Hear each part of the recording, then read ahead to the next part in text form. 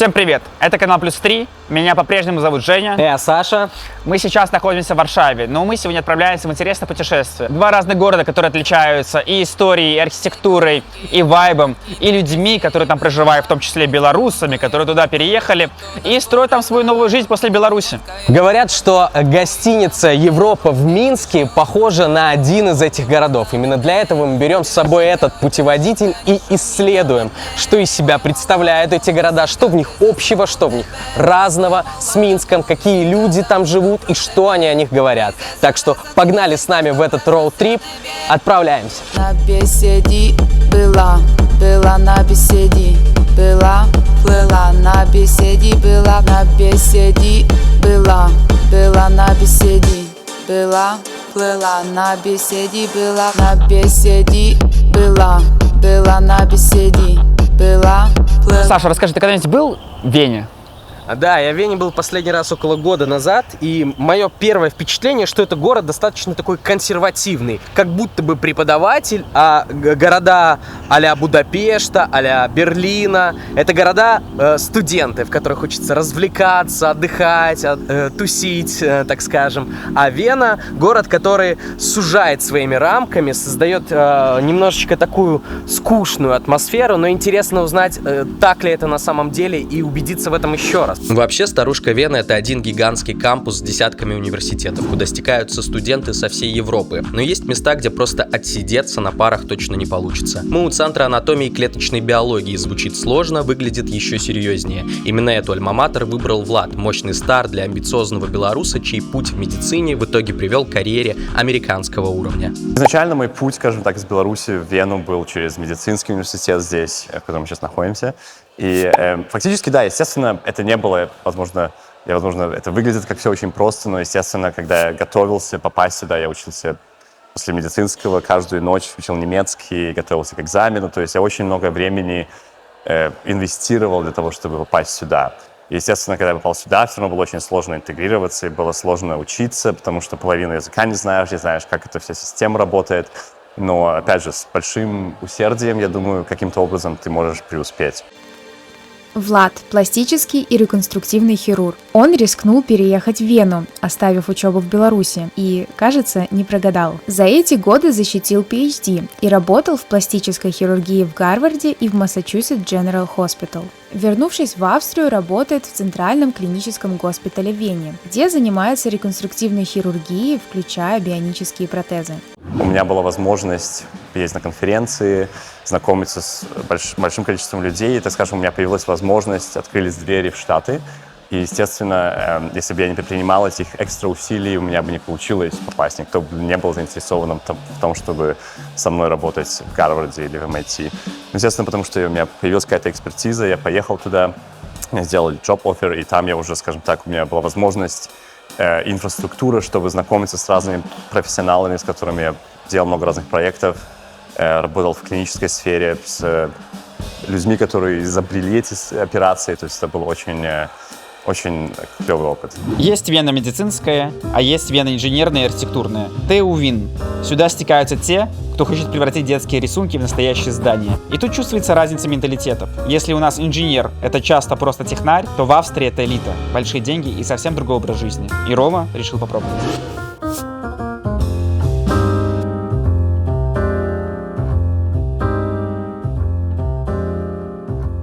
Я поступил сразу после окончания колледжа. Я не думал, что это будет Австрия. Я просто учил немецкий и думал, что это будет либо Германия, либо Швейцария, либо Лихтенштейн, все немецкоговорящие страны. Я написал имейлы, когда уже немножко знал немецкий, написал имейлы штук 10 университетов, один из которых был ТУ Вин, в который я поступил. И в Германии мне ответили, что тебе нужно будет пройти языковой колледж перед тем, как ты поступишь в наш университет, или тебе нужно сдать то-то, то-то, то-то. А Венский технический мне просто сказал, если ты закончишь колледж и сдашь немецкий, то просто приезжай и начинай учиться. Рома – архитектор, который строит современную Вену. После колледжа при БНТУ он решился начать все с нуля в Австрии и закончил Венский технический. В его портфолио – школы, спортивные арены и целые жилые кварталы. Сейчас он проектирует доступное жилье в известном бюро и знает всю эту кухню изнутри, от токсичных боссов до полной творческой свободы. Я выбрал архитектуру, наверное, потому что Мне нравилась идея творческой и технической специальности одновременно, как у всех, в принципе. Мне нравилось рисовать в детстве, мне нравилась идея, что я буду заниматься чем-то творческим, мне будут за это платить деньги. То есть это будет не работа, а скорее призвание. Я попал в Вену вообще довольно случайно. Мне сейчас 29 лет, многие годы, у меня был такой запрос, я хотел получить европейское образование. Я хотел прожить год в какой-нибудь европейской стране, либо в Америке, либо в Штатах, пожить год, посвятить это переосмыслению нынешней конфигурации моей карьеры, моих жизненных запросов, пообщаться просто с молодыми людьми, талантливыми со всего мира, пообщаться с топовыми профессорами. Поэтому у меня была такая задача поехать в магистратуру, за которую я не буду платить очень много денег, потому что я считаю, что платить за образование не стоит. Ты можешь пользоваться разными возможностями, которые есть в этом мире, от грантов до просто бесплатного образования. Олесь. Автор и ведущий канала «Три по Гринвичу». В этом выпуске перевоплотился в героя, чтобы показать Саше и Женю Вену своими глазами. Приехал в Вену на год за магистратурой и устроил себе венскую микропенсию. Научился замедляться, ходить в хайке и, кажется, разгадал венский секрет баланса работы и жизни. Это была долгая дорога, я всегда был чуть-чуть занят, чтобы все-таки сделать этот шаг и на год сделать еще один переезд, куда-то поехать пожить. В Европе образование в магистратурах это в 99% случаев 2 года, а вот в Вене и в Барселоне есть 2 интересные мне программы по моему направлению Economics годовые. И поэтому для меня на нынешнем этапе моей жизни только годовая программа, только очень интенсивная, сжатая. Сюда я приехал, в Центральный Европейский университет, американо-венгерский университет, который был в Будапеште, но из-за нынешней политики в руководстве государства стоит Виктор Орбан, и он такой более правого толка, и он конкурент с патроном моего университета Джорджем Соросом, и результатом этой борьбы стало то, что университет должен был в 2019 году переехать в Вену. Самый большой культурный шок здесь – это сам подход к образованию. Взнос за семестр около 750 евро. В цифрах это похоже на платное в Минске. Но если сравнивать с местными доходами, это супер доступно. Позволить себе учебу тут может практически любой. И главное, никто не стоит над душой. Здесь не нянчатся, просто дают ключи от всех дверей, а открывать их или нет – дело сугубо твое. И эта свобода опьяняет посильнее местного рислинга. Здесь более либеральное отношение. У тебя... Как я помню, когда я ходил на лекции в белорусском БГМУ, там у тебя все лекции обязательные, тебе нужно приходить в белом халате, встречать профессора стоя, тебе дают оценки каждый день, вызывают к доске, как в школе это было. Здесь фактически тебе на лекции не нужно ходить, тебе есть какие-то отдельные маленькие экзамены, но в принципе у тебя очень много свободы. И ты можешь делать не то, что все, что хочешь, но у тебя есть возможность планировать свое время, как ты хочешь. Ты можешь, если очень много уделить время физиологии, но меньше фармакологии или больше хирургии, внутренней медицине, у тебя есть эта возможность.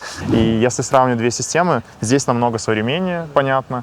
Здесь меньше упор на визуализации, программы. Это все больше особенно сейчас, когда уже появилась АИ, тут сильно больше упор на работу руками, физические модели, коллажи, рисунки руками. Типа, когда ты приносишь профессору визуализацию, фотореалистично, просто за которую бы тебе поставили лучший балл в БНТУ, он просто будет плеваться и будет говорить, что ты просто лжец или кто-то не знаю, дилетант.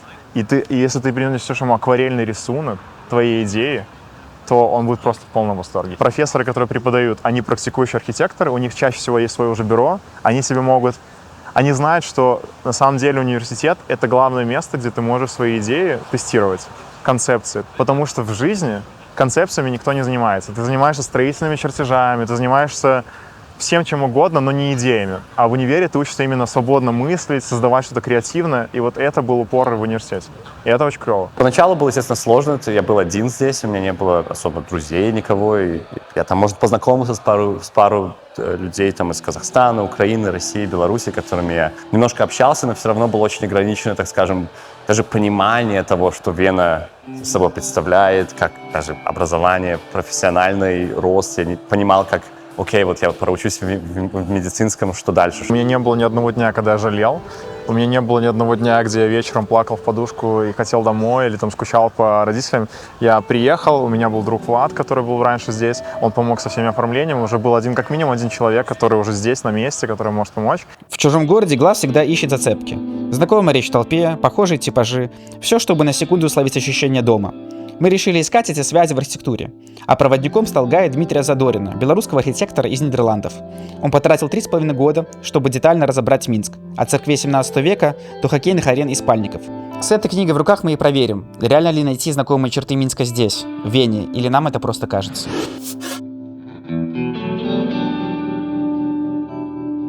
Одной из самых ярких визитных карточек Минска является Красный Костел. И мы сейчас находимся в городе Вена, который очень богат своей готической архитектурой. И вообще мы очень много в этом выпуске говорим про архитектуру. Вот расскажи, чем отличается готический от неоготического стиля вообще?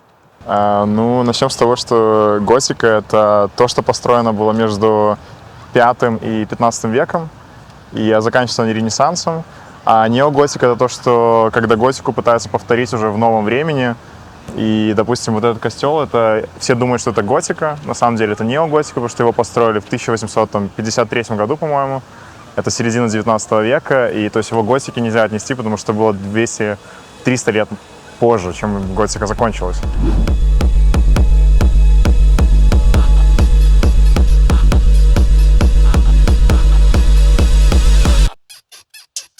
Мы в наших выпусках часто изучаем разные города, людей, архитектуру и находим параллели с нашим любимым городом, из которого мы все родом. Олесь, есть ли у тебя в Вене места, которые напоминают тебе о Минске? Вот, например, когда ты смотришь на вот это здание на Немиге, дом Чижа, у тебя есть что-то похожее в Вене? Вначале, когда настроилось, такое было очень большое отторжение. Сейчас я уже как-то очень спокойно к этому отношусь, привык. И в Вене, конечно, есть такие, наверное, некрасивые здания, да, современный social housing, который такая вышка на 20 этажей, да, которая просто в городе, который состоит из 4, из 5 этажей, просто стоит сама себе. Например, район, в котором мы сейчас находимся, этот район называется Маргаретен. Это все еще очень центральный район, рабочий район. Начало 20 века, когда зарождалось и рабочее движение, и когда было множество фабрик, где рабочим людям нужно было где-то работать и где-то жить. И вот этот район Маргаретен, он мне очень напоминает тракторный завод. Да, район, где я родился, потому что это тракторный завод, это все еще в Минске очень близко, это все еще в какой-то пределах второго кольца, ты садишься на метро, доезжаешь буквально за 2 станции, ты в центре. Тут очень похожая история, потому что вот все, что мы видим тут близко на Маргаретене, это такое социальное жилье. Тут бывают, знаете, тоже в Вене такие дурацкие какие-то персиковые цвета, желтые цвета зданий или какие-то серые цвета зданий, как у нас уже коммунальщики очень стараются тоже красить какие-то такие. Выглядит ужасно. И в некоторых районах Вены это тоже так, но тут про архитектуру, конечно, думают намного более профессионально, более качественно, и тут есть что посмотреть. В 20-х годах здесь случился уникальный эксперимент. Социалисты решили, что рабочий класс должен жить во дворцах. Так появилась Красная Вена. Это не унылые общаги, а монументальная архитектура. Доступная, но комфортная среда, где простой рабочий начала 20 века получал право на достойную жизнь, а не просто койко-место. Это время с конца Первой мировой до 1934 года. И тогда было построено, после Первой мировой нуждалось общество в жилье, потому что Вена в тот момент была даже больше, чем сейчас. Это сложно представить, но это было 2 миллиона человек. Сейчас 1,9. То есть Вена тогда была еще больше. И все эти люди, которые вернулись с войны, они нуждались в жилье, и тогда они сделали 60 тысяч квартир. И самые знаковые проекты, и это было все муниципальное жилье, спонсированное государством.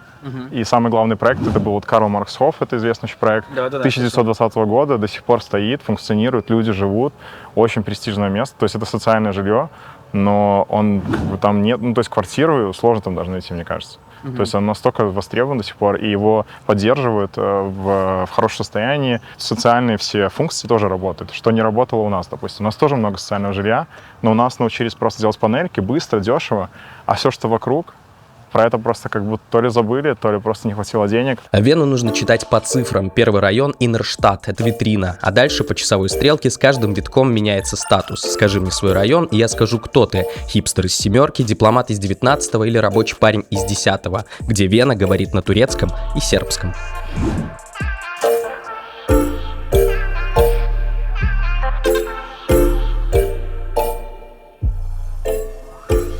Первый Иннерштадт – это самый центральный район, еще это регион римских поселений. После уже немецко-говорящие поселения пришли сюда, это такое старая римская фортеца, да, в каком-то смысле. И это как раз тот Иннерштадт, вот эта вся имперская жемчужина Австрии и Вены, знаменитый Штефансплац и как бы другие места. И все вокруг этого района закручивается спиралью. Да. Первый район Рядышком есть возле реки второй район, третий район Ландштрассе, четвертый район, где находится знаменитая кирха Карлсплац. Вот тут пятый район, ну это уже рабочий район, это Маргаретен. И вот так оно заворачивается спиралью к шестому району Мария Хильфер, самая знаменитая торговая улица, где уже торгуют веками. Если вам нужно куда-то сходить, что-то купить в Вене, вы идете на Мария Хильферштрассе. Дальше модный хипстерский район Ньюбау, седьмой район, восьмой, девятый район. И вот так вот по спирали районы меняются и увеличиваются. И обычно туристы приезжают в первый район, видят все это имперское величие, вот этот одинаковый такой серый цвет венской архитектуры. И как бы и дальше Заринга, такой круговой улицы вокруг первого района, кругового движения вокруг первого района, и не выходит. Каждый район — это просто отдельная история, либо история каких-то отдельных этничностей. Суть нашего путешествия в том, что мы ищем белорусское в разных европейских городах. Слушай, а какие-то локации в Вене тебе напоминают о Минске и похожи на Минск? То есть если вот, например, взять какие-то дома, какую-то архитектуру Минска, что напоминает в Вене о Минске? На мой взгляд, вот большинство зданий, я не знаю, если вы были, здесь есть канал Дунай, река большая. И вот все здания, которые построены на другой стороне Дуная, они очень напоминают мне Минск. И вот, например, эти старые какие-то здания... Смоловка, да? Да, они очень похожи на разные маленькие дома здесь, в которых люди сами еще живут. Да, вот эти постройки меня очень напоминают. В домах, в которых я жил, более таких коммунальных постройках, здесь, так сказать, мало этого. Дунай здесь — это не просто река, а гигантская зона отдыха. Велосипеды, бесконечные пляжи, удобные панели для ныряния. Здесь загорают, плавают прямо с видом на небоскребы и пьют пиво на набережной. И глядя на этот зеленый коридор, сразу вспоминаешь нашу Слепянскую водную систему. Масштаб, конечно, другой, но суть та же. Настоящий рекреационный шедевр. Советская архитектура, она очень клевая. То есть в плане, как она выглядит, скульптурности, это шедевр. То есть даже в моем бюро, в котором я работал в первой Вене, были огромные книги по советской архитектуре. Это тоже супер приятно. Мой друг рассказал, что в Италии, когда он рассказал всем, что он учился в этом БНТУ и переехал к ним в Италию, в Геную, чтобы учиться в их университете, они сказали: ты с ума сошел, типа, зачем ты сюда приехал, у вас такая классная архитектура. Очень люблю здание Белэкспо. Нравится просто визуально, как оно плавно, такое, типа, как лепесточки, ну, это, это просто кайф. Я не знаю, в бетоне такое отлили, и это такие формы, и оно как бы симметрично, что как бы скучно, но вот именно в этой площади пустой оно выглядит, ну, не знаю, мне очень нравится. Мне очень нравятся все кинотеатры, вот вся культура кинотеатров, кино в целом, это очень наша самая сильная сторона.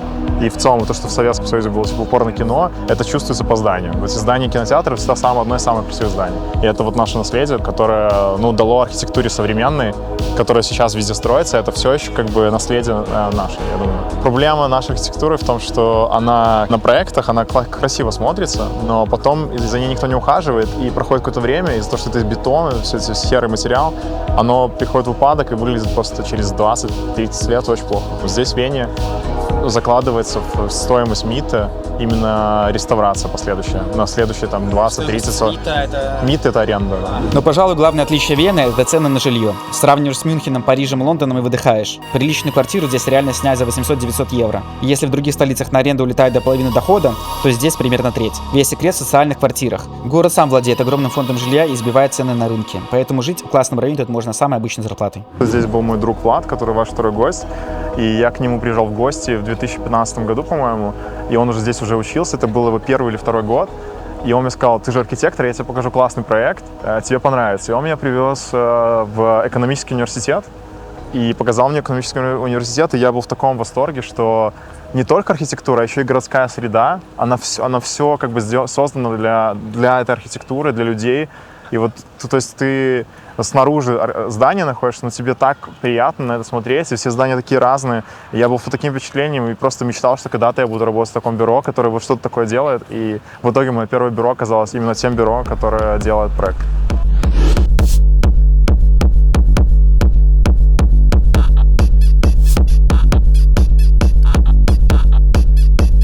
Мы сейчас находимся около главного корпуса экономического университета. Ты сотрудничал с бюро, которое построил этот корпус. Расскажи вообще про твой опыт работы там. Я мечта сбылась, то есть я видел фотографии с этого шефа этого бюро, женщины.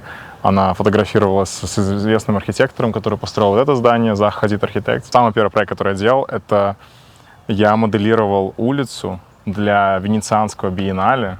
Ого.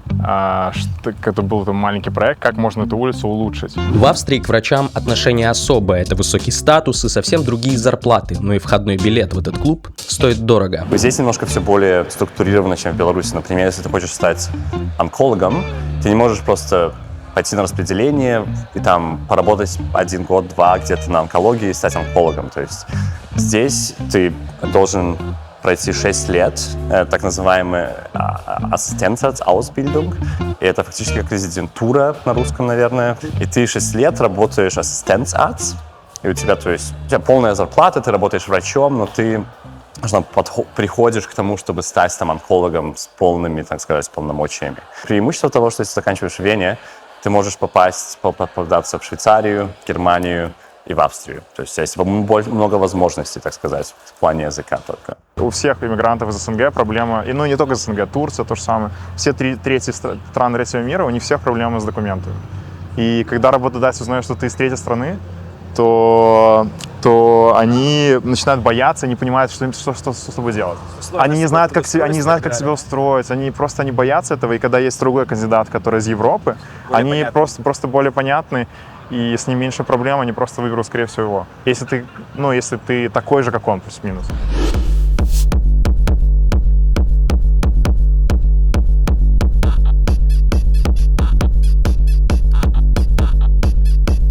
Парадоксально, в Вене, не в Вене, а во всей Австрии есть нехватка врачей. То есть есть нехватка врачей, но если ты смотришь на карту Австрии, то в Вене на самом деле нехватка врачей не настолько высокая. Ну, например, если ты немножко уедешь на километров 50-100 западнее, в Зальцбург или Инсбрук, даже большие города, ты увидишь, что реально врачей не хватает. Поэтому на твой вопрос, ответив глобально, после медицинского ты однозначно найдешь себе работу. В Беларуси медицина отнюдь не прибыльная сфера. Для того, чтобы быть медиком, пластическим хирургом, сколько нужно зарабатывать, чувствовать себя комфортно, и вот как здесь это устроено? Здесь для медиков созданы другие возможности, я имею в виду финансовые. Мне сложно сейчас оценивать, какая ситуация в Беларуси, но сколько я знаю и предполагаю, она не сильно изменилась со времени, как я уехал. Здесь немножко все по-другому, то есть независимо от того, каким врачом ты работаешь, если ты после медицинского, когда заканчиваешь, ты, получается, начинаешь свою карьеру как молодой специалист, как junior, наверное, аналогия с IT, у тебя, в принципе, зарплата высокая в сравнении вот с средними зарплатами в Вене, что тебе позволит, знаешь, себя состоять, ты можешь снимать квартиру, финансировать своего ребенка, если у тебя есть. То есть, в принципе, в этом проблем нету. Чего в Беларуси хватает, мне кажется, и чего можно научиться вот в европейских странах. Например, мы учимся в медицинской сфере работать с малым количеством ресурсов, добиваясь тех же результатов. То есть, фактически, у тебя есть проблема, и пациент стоит перед тобой, тебе необходимо каким-то образом предоставить операцию и возможности. Но, как правило, во многих больницах в Беларуси не хватает достаточно ресурсов. Расскажи, наверное, не знаю, какие-нибудь топ-3 твоих проекта, которыми ты гордишься больше всего. В том бюро, которое в Мюнхене мы делали, это был школьный павильон деревянный на 120 квадратных метров, 4 класса. Это была маленькая архитектура, но это было очень интересно попробовать себя именно как архитектора, сделать какие-то строительные чертежи, которые его в итоге уже построили. То есть он уже стоит, это маленький павильон, но он как бы полностью из дерева, абсолютно экологичный. И мне кажется, хороший проект, его реализовали не так, как мы его планировали, но это был просто классный опыт, и мне нравится как бы масштаб этого проекта. Стадион тоже было интересно, но там я уже пришел, когда архитектура была уже готова, и нужно было просто строительные чертежи подготовить. То, что мы сейчас делаем, социальное жилье, это тоже, то есть вот сейчас, допустим, строится новый дом в 3-м районе Вены, там уже, по-моему, 5 этажей построено. Вот, и я принимал там участие тоже не с самого начала, это всегда как бы коллективная работа. От начала, от идеи до реализации может пройти 10-20 лет. И я пришел в это бюро, когда уже была стадия строительства, и чуть-чуть помог. То есть, там есть мой вклад. Но это всегда коллективный вклад. То есть там никогда нет такого, что ты придумал, и ты полностью все сделал. Так не бывает. То есть. У нас есть эстетические пациенты, и есть пациенты, которые после травм, ожогов или после каких-то онкологических заболеваний необходима операция. То есть, скажем так, в общем, это вот спектр пациентов, с которыми мы работаем. и много разных запросов. Да, большинство запросов, они больше, скажем так, с эстетической, которые более интересные, spicy, я бы сказал. Да, были пациенты, которые очень оригинальными запросами пирсинга под кожей гениталиев в виде магнита. Очень разные бывают запросы, да. Мы, в любом случае, мы как врачи не все делаем, потому что многие они опасны с медицинской точки зрения, но люди бывают очень креативны. Но даже в городе с брендом «Самый комфортный город мира» никто не застрахован от проблем. В один момент ты можешь просто остаться без работы. Рома столкнулся с этим лично. Увольнение. И вот тут в игру вступает то самое социальное государство. Но ты вроде поменял потом еще несколько бюро, несколько мест работы. Да. А с чем это было связано? Это было связано с тем, что у нас были очень теплые отношения с шефом, женщиной-шеф. В кавычках? Да, нет, они были действительно очень теплые. Она ко мне относилась как к сыну, мне кажется, в каком-то смысле. И они были очень теплые, при этом очень токсичные. То есть она могла на меня накричать. И когда я рассказал своим австрийским друзьям, что она мне говорила, они говорят, ты с ума сошел, уходи от нее. Но я был, в принципе, мне это нравилось, мне какой-то драйв даже задавала. И я понимал, что она, когда ругалась на меня, что это было по делу. И она как бы полюбя это все делала. То есть это был переход границ. Но я к этому был привык в целом. И я оставался работать, но в какой-то момент я потерял ориентир, у меня наступило выгорание. И я просто хотел поменять работу, наконец сделать передышку, чтобы закончить университет. И когда я об этом сказал, она сказала, что если ты не вернешься, то либо уходи сегодня, либо никогда. То есть ты меня предал, и да, и я сказал, тогда я ухожу сегодня, и я ушел. И я остался без ничего, у меня не было типа денег, не было накоплений. И тогда я впервые познакомился с австрийской социальной системой. И два месяца почти я был я получал 60% своего дохода, что в принципе не так плохо. То есть я не остался ни с чем, как казалось. Из-за того, что я проработал 2 года, я был приравнен как бы к европейскому жителю. И я зарабатывал, я платил налоги. Соответственно, из этих налогов мне в итоге город выплачивал и 2 месяца меня содержал. Я считаю, что у них есть очень хорошая социальная поддержка. И если там у тебя есть проблемы какие-то с документами, ты можешь сделать звонок, они тебе помогают. То есть, на самом деле, вот социальная прослойка и социальная страховка здесь, она гораздо лучше, чем в Штатах, в любом случае. Я не могу судить о Минске, мне сложно сказать, насколько много там мигрантов приезжает, но здесь, на самом деле, помогает государству интегрироваться, если ты хочешь этого. И сейчас тоже тут происходит такое политическое переосмысление этого, социальной поддержки, уровня этой социальной поддержки, правоцентристского, больше правого толка, которые говорят, давайте сделаем, это везде сейчас популярно в Европе, давайте сделаем налоги поменьше, да, давайте люди работающие будут зарабатывать больше, а те, кто как бы в нужде, они как-то у них будет больше мотивации решать свои проблемы самостоятельно. И сейчас тоже тут происходит такое политическое переосмысление этого, социальной поддержки, уровня этой социальной поддержки. Поэтому идет дискуссия.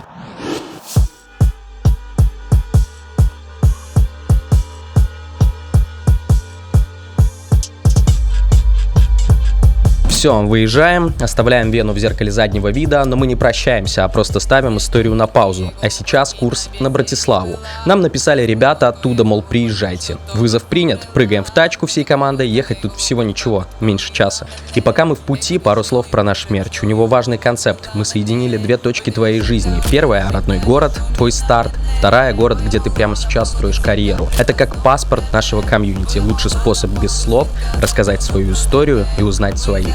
Ну что, погнали? На беседе была на беседе. Мне кажется, Братислава — это тот город, о котором не так много известных фактов. И больше всего он ассоциируется именно с фильмом 2004 года «Евротур». Это вот эти старые здания, вот этот цыганский вайб. Действительно ли это так? Слушай, я вот был на самом деле и в Западной Словакии, где находится Братислава, был и в Восточной Словакии, где находится Прешев, где находится Ковшица. И я хочу сказать, что когда я первый раз приехал в Восточную Словакию, а первый раз в Словакию именно приехал в Восточную, это был в чистом виде Евротур. Я приехал в город, который был очень слабо отреставрирован, и я приехал и увидел огромное количество мусора. Я увидел вот эту небольшую разруху, советские памятники, во славу советским героям. И я думаю, куда я попал? Касаемо Западной Словакии, что там гораздо более богатый город, богатая Словакия, богатая инфраструктура. А в чем еще более разные эти 2 столицы, которые расположены очень близко друг к другу? Оставайтесь с нами, а мы едем дальше. How about give me that? Give me them good vibes, yeah, and you might get it back. Сергей, расскажи, где мы находимся, что это за здание, символично ли это для тебя место? Немножко навевает, конечно, ностальгию. Это здание местной телерадиокомпании. Изначально оно было построено, так понимаю, как такой большой концертный холл. Внутри большой зал, где играли, вероятно, играют, продолжают играть оркестры. Все это идет в эфир в радиовещании. Возможно, сейчас уже и в телевещании они выпускают, потому что здесь обосновалась местная национальная телерадиокомпания. Оно считается как национальное достояние здесь, в Словакии. Все его знают на всех. Городской ландскейп такой, когда рисуют, знаешь, городов. Здесь обязательно используют, конечно же, эту перевернутую пирамиду. Сергей – бывший ведущий утренних эфиров на белорусском телевидении. После запустил YouTube-канал «Не по телеку» и работал в видеопродакшене. В 2024-м пошел нетипичным путем. Когда большинство белорусов ехали в Польшу, он с женой Дашей выбрал Братиславу. Открыл свое дело и занимается предпринимательством в контенте, снимает видео и работает над медиапроектами. Мне хотелось переехать, быстро легализоваться больше. У меня такой был приоритет. Потом, вероятно, еще очень сильно повлияло на мое решение это то, что здесь у меня уже сюда переехал мой бывший коллега и уже ныне друг хороший, который со мной работал раньше на телеке. И он всячески прям очень так достаточно настойчиво рекламировал, говорит, все, приезжай, будем работать. Здесь достаточно просто было открыть местное ИП, «Живность» называется. В быстрые сроки, относительно той же самой Варшавы, можно было это сделать. К примеру, у него получилось вообще чуть ли не за 1,5 месяца, у меня процесс там занял около 3 месяцев.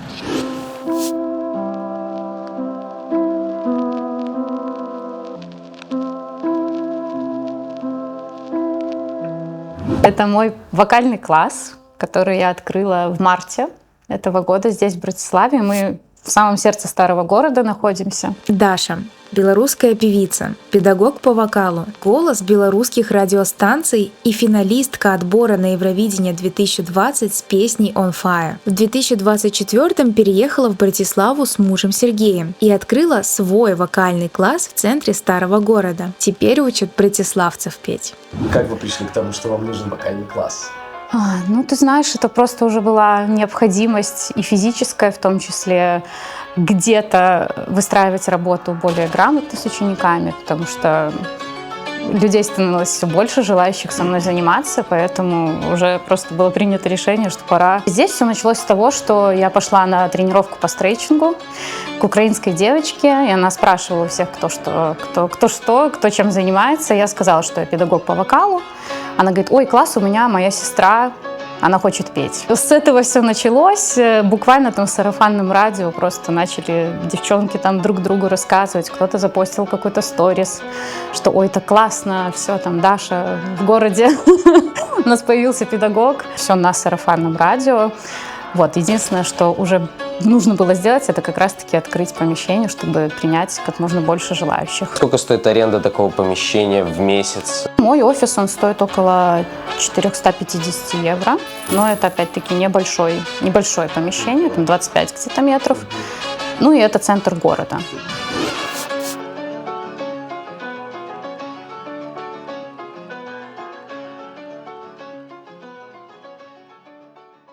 Все мы хорошо знаем Беларусь по ее IT-сфере. В Беларуси было создано большое количество стартапов, аутсорс-компаний, продуктовых компаний. И для них строилось огромное количество офисных зданий. Например, как здание, которое изначально предполагалось для отеля «Кемпинский», и сейчас там находятся офисы IT-компаний в Минске. И интересно посмотреть, как развивается IT-сфера в странах, куда приезжает большое количество белорусов, например, как Словакия. Нам поможет про это сегодня узнать Настя, которая здесь живет, которая здесь работает в IT-сфере. Сейчас работаю бизнес-аналитиком в международной компании Swissre. Помимо этого веду блог, рассказываю, делюсь, информацией с другими иммигрантами, потому что не так легко, переезжая, сразу понять, как здесь все устроено, да, куда идти, куда бежать, куда подавать детей в школу, в сад. Настя – бизнес-аналитик в Swissre и автор блога Slow Diary. Переехала в Братиславу с мужем, хотя изначально планировали в Польшу. Ведет блог о жизни в Словакии, помогает иммигрантам разобраться, как здесь все устроено. Любит Братиславу за спокойствие и компактность. Мой муж получил предложение по работе от компании IBM, словацкого офиса, и так вот мы здесь и оказались. Мы изначально рассматривали разные варианты, уже у нас была польская виза ПБХ на руках, и мы планировали переезжать в Польшу, но потом получилось, что вот предложение из словацкого IBM было как-то выгоднее, приятнее, и мы оказались здесь. Я не была ни разу в Братиславе до этого. Пришлось все начинать полностью с нуля. Вот прям вот, учитывая, что у меня есть неплохой багаж проектов, весьма неплохих кейсов еще из Беларуси, здесь они не котировались от слова практически совсем, потому что все равно первый вопрос после твоей там презентации, после твоего представления, рассказа твоего опыта, это что вы уже успели сделать в Европе. Оно совершенно заставляет по-другому посмотреть, заставляет тебя все-таки подойти более профессионально к моменту продаж себя, к моменту выращивания своего бренда и тому подобное. А самое главное, это умению нетворкничать прям вот очень плотно. Возможно, оно меня также отвлекло, знаешь, от этого депрессника по поводу переезда, потому что я до сих пор пытаюсь, если честно, нащупать какие-то нотки в себе скуки по дому, но нет. Скучаешь? Не, ощущение. Мы не таких воспевали эти Для жизни Братислава вполне себе город. Больше плюсов, чем минусов, я бы сказал. Для меня как будто бы тоже. Для меня в целом новый опыт жить в каком-то не очень большом городе. Я всю жизнь прожила в Минске, и мне это очень нравится. И самое для меня главное, я себя здесь чувствую безопасно. Я не боюсь идти по улице вечером. То есть, это какие-то такие вещи, которые не везде в Европе реальны. Вот. Компактно. В принципе, если у тебя есть хороший достаток, здесь можно хорошо жить, красиво там куда-то ходить, вкусно есть, поехать в Вену, если что. Братислава тоже не так выглядела. Еще 5 лет назад вот этого торгового центра Нивы не было, вот этих зданий тоже, насколько я знаю, вот этих точно не было, да, где мы стоим. Дети очень хорошо адаптировались в садик, в школу, выучили словацкий быстро, и вот как-то жизнь наладилась, и все у нас довольно быстро встало на нужный рельс. Это просто такая классная компиляция того, что здесь рядом сразу же вот в той стороне начинаются Малые Карпаты, там классные парки, много мест для, называют местная грилевачка, это для кемпинга, для шашлыков. Обновил себе велосипед, в любой момент сел либо в горы, либо по велодорожкам вокруг, много спорта. Здесь очень спортивное население. По будням здесь каждый вечер просто на набережной сплошной поток бегунов, велосипедистов, прогуливающихся. Иногда хотелось бы, чтобы он был... не знаю, тоже стереотип нас, белорусов, хотелось бы видеть более его чистым в плане там разрисовки, граффити там, и тому подобное. Здесь не всегда все так вылизано, как это хотелось бы, возможно. И вот тут случается конфликт скоростей. Белорусы привыкли к турборежиму. Сервис 24/7, дедлайн на вчера, доставка за 15 минут. Словакия живет в гораздо более спокойном ритме. Для наших это выглядит как лень, для местных нормальная жизнь. Мы привезли сюда свои амбиции, но Словакия учит нас выдыхать. Чувствовалась разница по сравнению с Минском. Чувствовалось, что город может быть поменьше, покомпактней, поспокойней. Может быть, где-то более провинциальный, не так были развиты какие-то клиентские службы и сервисы. Банковские приложения, ничего здесь этого не было. Нужно ногами было ходить во все отделения офиса, что, конечно, очень раздражало поначалу, но в итоге ко всему этому я привыкла.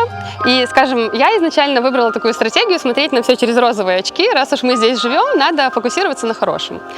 Я знаю, допустим, истории своих учеников, и это не единичная история, когда даже на работе говорили, что вы работаете слишком быстро, выполняете задачи слишком быстро. Словаки из-за этого начинают нервничать, что они хотят более в расслабленном режиме существовать. И даже из-за этого, не то что проблемы возникали, но просто ты сделал всю свою, опередил всех словаков, и потом сидишь просто чуть ли не на паузе, чуть ли не за свой счет. Поэтому такие знаю истории от своих ребят. А в чем они еще другие? Я думаю, что может быть еще дело в такой пониже амбициозности, не знаю. Может быть, это у меня так из-за своего такого рвачества есть впечатление того, что все белорусы такие, не знаю. Но вот здесь я больше замечаю то, что они получают свою базовую зарплату и этим довольны. Вена, Братислава — это как будто такие два города-близнеца, да, которые находятся, две столицы, которые находятся очень близко друг к другу. Это как-то чувствуется постоянно на жизни? То есть вы, не знаю, вы, может, как-то там все время там смотрите цены там, в магазине словацком и одновременно в австрийском каком-нибудь параллельно. Вот расскажи, как вот это ощущается при жизни здесь. Я с Веной не сравниваю, да, но бытует такое мнение, вот есть такая шутка, что посмотреть в Братиславе? Ответ – Вену. Братислава всегда в тени и всегда немножко как будто бы не на слуху и немножко недоразвита, потому что Вена давлеет как бы своим авторитетом, прекрасным аэропортом и так далее. Вот, при этом Братислава для жизни, ну, на мое частное мнение, да, она лучше. Здесь спокойнее, здесь ты можешь, в принципе, получить все блага, которые только хочешь, но при этом город из тебя энергию не сосет, да, то есть ты легко добираешься за 20 минут из одного конца города в другой, здесь нет сильных пробок, здесь, при этом здесь есть все необходимое для жизни. В Вене, как бы, там уже это мегаполис, там уже, как бы, да, либо центр, либо отдаленные районы, из которых ты там будешь 2 часа там ехать по, может быть, даже, знаешь, небезопасным каким-то кварталам. Когда сравниваем мы сейчас уже так плотнее чуть-чуть с Веной, то же самое, рядом, здесь зачастую не уступают венским ценам. Стоимость там, на аренду жилья, там, тот же самый капучино. Хотя все равно мы так привыкли, там, что касается продуктов, каких-то закупок, давно не переходим в белорусские и, в принципе, думаем, что здесь как-то оно все более доступно. Так давай распоемся реально. Была на беседе, была на беседе, была на беседе, была на беседе была.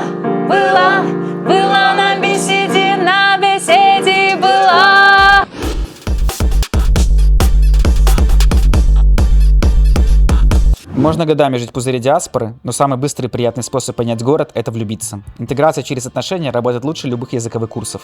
Ты начинаешь видеть город глазами местного. У меня бэкграунд боровляны, какие-то там, не знаю, драки. Я занимался там спортом каким-то, как у всех, панельные дома, то есть ничего такого особенного. У нее бэкграунд Зальцбург, принцесса, какие-то там костелы красивые, хорошая школа, теннис. Родители вот Марлены, моей девушки, вот европейских ребят, которые здесь живут, они очень четко расставляют границы с детьми, дети расставляют границы, и они не лезут в твою личную жизнь, и они живут, после того, как ты выехал из дома, они как бы в свои 50-60 лет начинают жить новую молодость, такое ощущение. Много путешествуют, живут просто для себя и кайфуют просто от жизни. А наши родители как будто живут нашими жизнями, то есть что у нас происходит, знаешь. То есть это приятно к тебе как ребенку, но они как будто сдаются со своими жизнями и просто как будто доживают, я не знаю, ну просто как-то отчаиваются, что ли, или просто расслабляются. А надо просто жить для себя дальше. И я вот чувствую это по родителям здесь девушки своей и друзей родителей, и это клево. По гостеприимности, допустим, самое классное это в нашей культуре гостеприимности, простые люди, доброта, это золотое просто. Это самое важное. Я вижу большую разницу, когда я приезжаю, допустим, к родителям Марлены. Это всегда тоже очень теплое, но это не так гостеприимно, допустим. Ну, есть разница большая. Когда мы приезжали ко мне, Марлена приезжала в Минск, это тоже был классный экспириенс, абсолютно экзотичный экспириенс. Допустим, моя мама прям переклеила обои, типа, настолько она хотела впечатлить. То есть она готовила на неделю вперед, переклеила обои, чуть ли там паркет не переложила. Ну, то есть она готовилась к этому полгода приезда. А как твоей девушке Беларусь? Ей очень понравилось экзотично, ей понравилась зима. Мы приехали, когда было минус 25. О май. Да, и я сказал, что у нас так всегда. Но это так не всегда, но я типа пошутил, что так всегда. Она спросила меня, когда мы гуляли по Немиге, когда мы будем в центре. И когда мы поедем в Минск, она меня спросила. Интересно. Когда мы гуляли по Немиге. Потому что все было заметено снегом, из-за того, что у нас застройка такая свободная, она даже не поняла, что мы в центре. Прикольно. Типа, она вообще не видела таких городов просто, которые построены с такими большими масштабами. А расскажи, у тебя же девушка из Америки. Как так получилось, что она приехала сюда, да, к тебе, получается?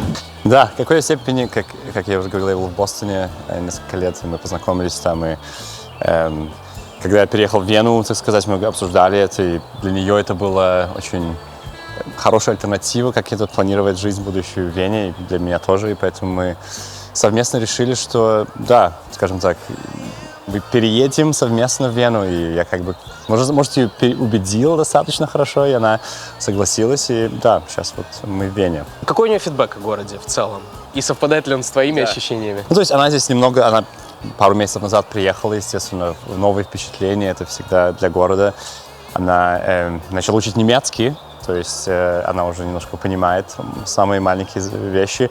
Ей очень нравится Вена, она жила в Лос-Анджелесе, Нью-Йорке, Сиднее, то есть она была в больших городах. Вена, естественно, немножко отличается в европейском масштабе. Ей очень нравится. Она, естественно, поначалу немножко ты чувствуешь ностальгию по семье и дому, но я очень оптимистична, что она найдет свой тоже дом здесь и сможет полноценно интегрироваться, как это получилось у меня. Я понимал, что мне нельзя застаиваться в этом бабле, и я просто старался чуть больше интегрироваться в интернационально. Это не были австрийцы. Я знакомился и с австрийцами, я знакомился с ребятами из разных стран. Вена супернациональный город, и это были австрийские друзья, мы говорили на немецком, это были друзья из Ирана, допустим, Гватемалы, мой близкий друг, с которым мы тоже потом переехали вместе, он был с Гватемалы, мы общались на немецком, английском, как-то так. Ну, то есть я старался как бы интегрироваться и старался отсепарироваться специально от русскоговорящего комьюнити. Ты как-то тоскуешь по этому, или же ты больше вжился уже в глобальное комьюнити?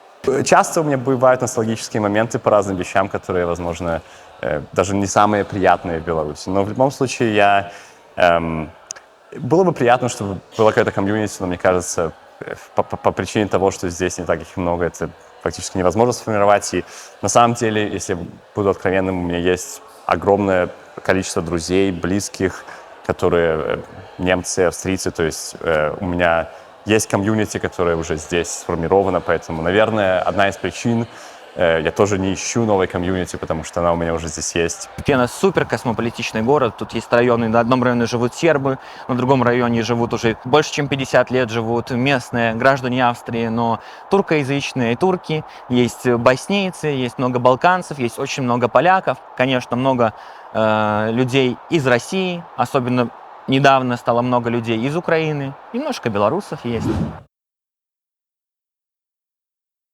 Смотри, Олесь, ты прожил здесь год. Так получилось. Да, каково это вообще быть жителем Вены? То у зумеров есть такой смешной концепт.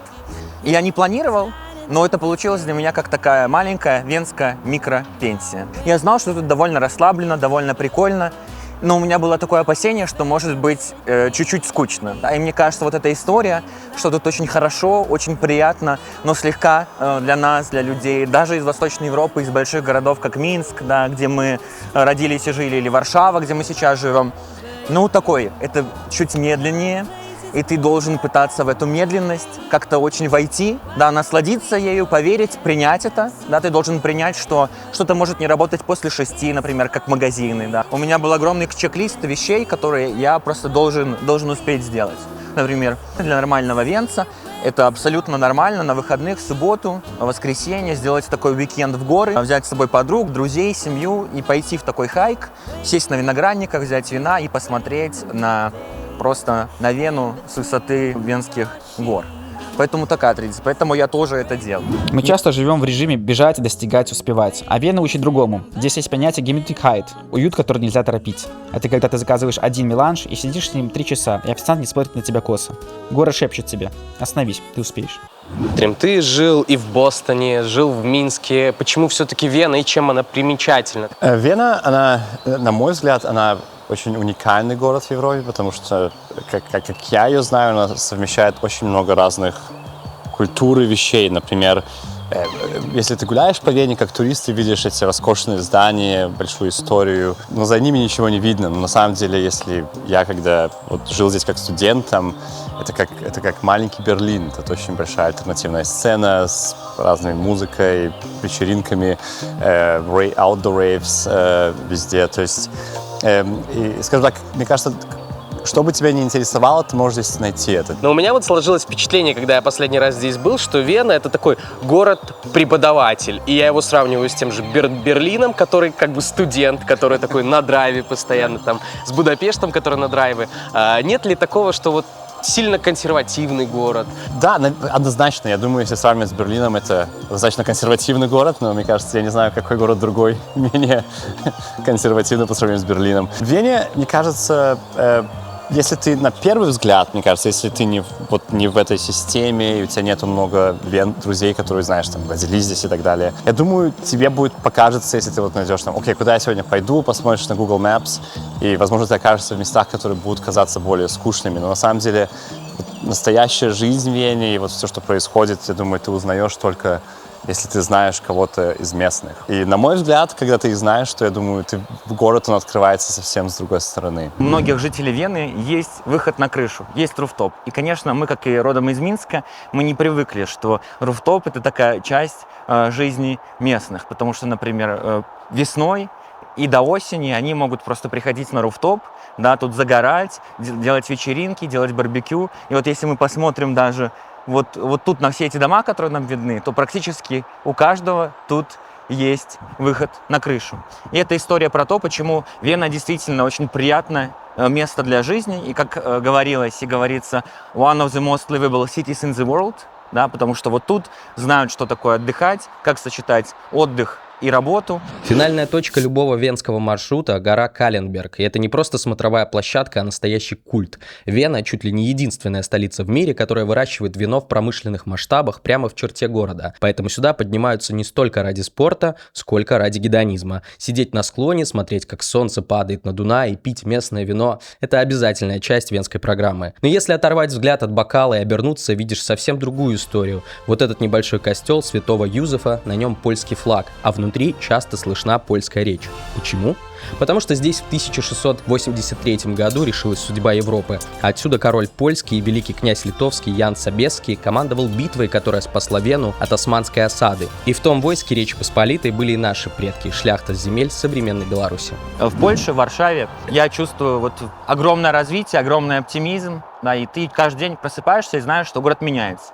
Вот я не был там год, я приезжал периодически как будто раз в месяц, и каждый раз появляется что-то новое. Какое-то новое место, какой-то новый ресторан, какая-то новая компания приехала в Варшаву. Постоянно все меняется, и ты чувствуешь это развитие, ты чувствуешь, что завтра, скорее всего, станет вот так концептуально лучше, и хочется быть частью этого лучше. Потому что в Вене и в Австрии это старая имперская столица, она...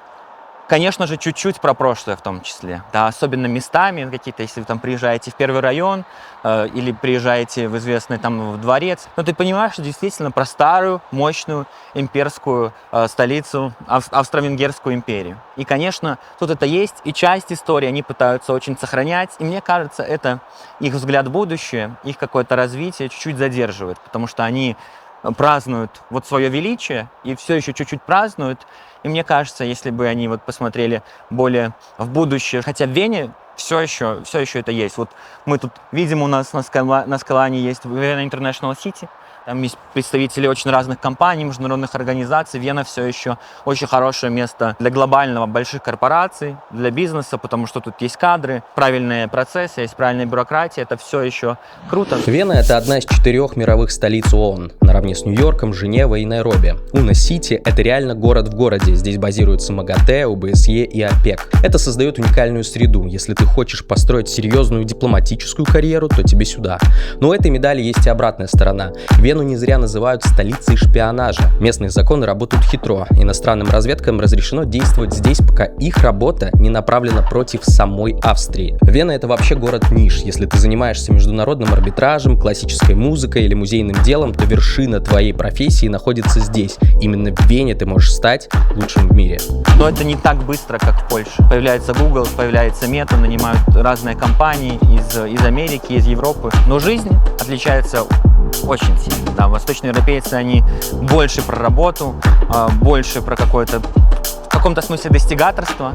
Тут люди больше про как вот, отмечать, сделать свою жизнь лучше. Да. И мы рождались в разных условиях. Одним нужно догонять, другие рождались тогда, когда у них, ну не то что все, но у многих что-то было.